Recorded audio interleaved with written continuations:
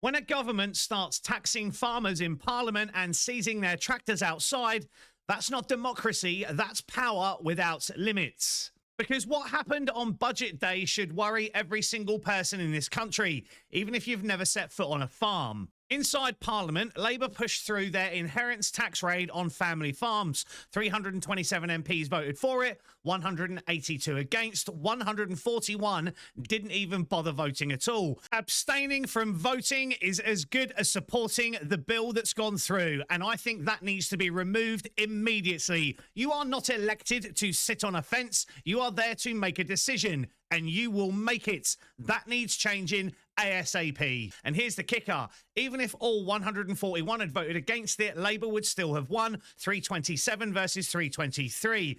That's why you never hand any establishment party a giant, unstoppable majority, because once you've got those numbers, your voice stops mattering. But what happened outside Parliament was even more shocking. Farmers went to London to protest peacefully, legally. They brought tractors, trailers, equipment, their livelihoods.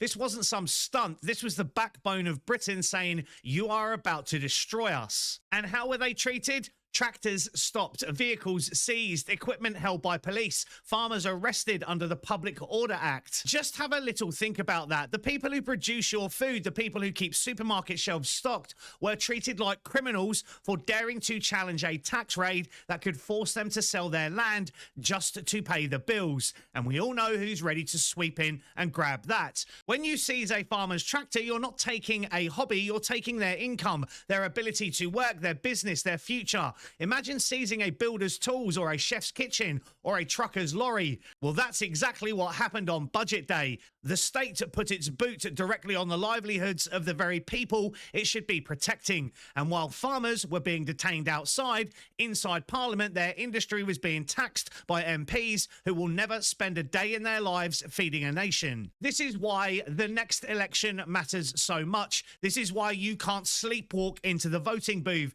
This is why you don't give any government, red, blue, or whatever colour they pretend to be, the kind of majority that lets them ignore entire communities. Farmers feed Britain. Without them, nothing works. And instead of supporting them, this government taxed them and then tried to break them. And if they can do this to farmers, the people who keep this country alive, what makes you think they won't do it to you next?